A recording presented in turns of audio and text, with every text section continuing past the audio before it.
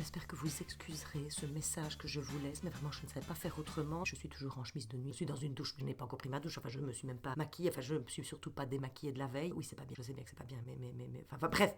Et là on est dimanche 12 mai, c'est la fête des mères, il est 6h12 et tout le monde dort.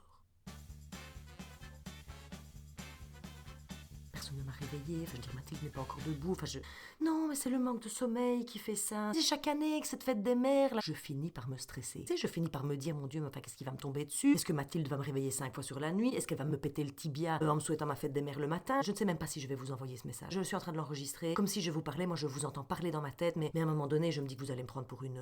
Si, alors là dans genre mère névrosée, alors là on ne fait pas mieux. C'est la fête des mères, je suis censée être heureuse et joyeuse et cette journée me fait peur.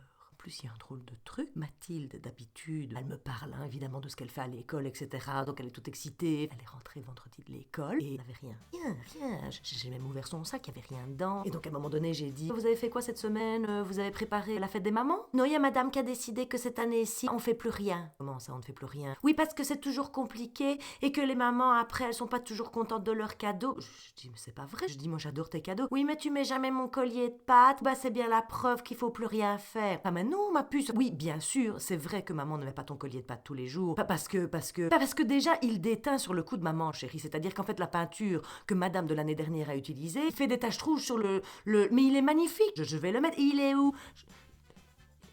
Je ne sais pas où il est. Je ne sais pas ce que j'en ai fait. Il doit être quelque part, voyez-vous, parce que je fais des boîtes avec les souvenirs des enfants et tout ça, mais... Donc si ça se fait, Mathilde ne fait rien. Et je pensais que Bertrand organiserait quelque chose. Hier, samedi 11... Oui, parce qu'en fait, aujourd'hui, on est invité à manger chez sa mère. J'adore sa mère, hein. Je n'ai aucun souci, c'est bien normal qu'elle soit fêtée aussi. Je veux dire, moi, il faut encore que je case la mienne dans l'histoire. Enfin, je veux dire, on va manger chez sa mère à midi et j'ai la mienne à 4h. Et on traverse toute la Belgique. Donc en gros, je vais faire plus de voitures aujourd'hui que sur toute ma semaine. Bon, donc je pensais qu'il y aurait quelque chose hier. Il n'y a rien eu. Non, il avait tournoi de tennis. Et ce matin, dimanche matin, Martin va au scout. Peut-être qu'ils m'ont oublié en fait. Depuis ce matin, je suis réveillée et je me dis mais donc en gros, je vais être fêtée entre la soupe et les patates. Si vous étiez en face de moi, vous me diriez sans doute d'essayer de m'apaiser, voilà, de ne pas projeter, de ne pas avoir d'attente excessive. Oui, mais enfin, ne pas avoir d'attente excessive, enfin, je veux dire, moi, je trouve que c'est un minimum. Même ce que moi j'imagine, pour moi, c'est un minimum. Non, mais enfin, vous savez, c'est vrai, si je reconnais, moi, par exemple, ma mère, je ne lui chante pas des chansons toute la journée. Moi, si je ne la vois pas le jour même de la fête des mères, ça n'est pas grave. Ce qui est normal, évidemment, à l'âge adulte. Mais ça fait partie du chemin de la vie, donc ça veut dire que peut-être qu'à un moment donné, les enfants,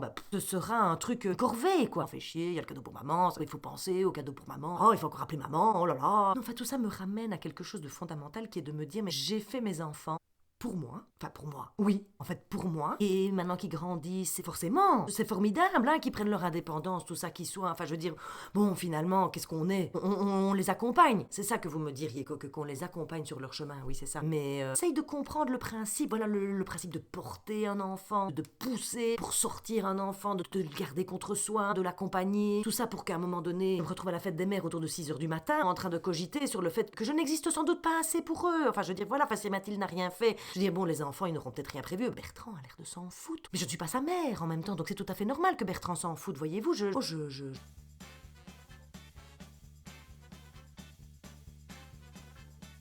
Mais bon, je vais essayer de savourer le fait que justement personne ne m'a réveillée cette nuit. Mathilde n'est pas encore debout, je peux donc aller me recoucher. Là, vous me diriez sûrement qu'il faut que je me mette dans l'état que cette journée va être une grande source de joie. Oui.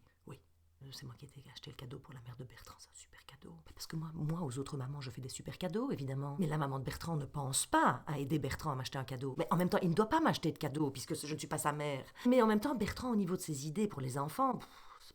il les laisse beaucoup. Enfin, ce qui est bien, parce que ça favorise l'autonomie. Mais je suis vraiment désolée pour ce message que je vous laisse. Je vais aller me recoucher. Je vous raconterai tout ça mercredi. Lors de notre séance, nous aurons l'occasion de bien boucler les choses et de les analyser avec un peu de recul. Surtout que je pourrais raconter quelque chose d'intéressant alors que là, je berdelle comme une malade dans une douche. Enfin, à un moment donné, moi-même, quand je me vois, je me dis, mais enfin, Véro.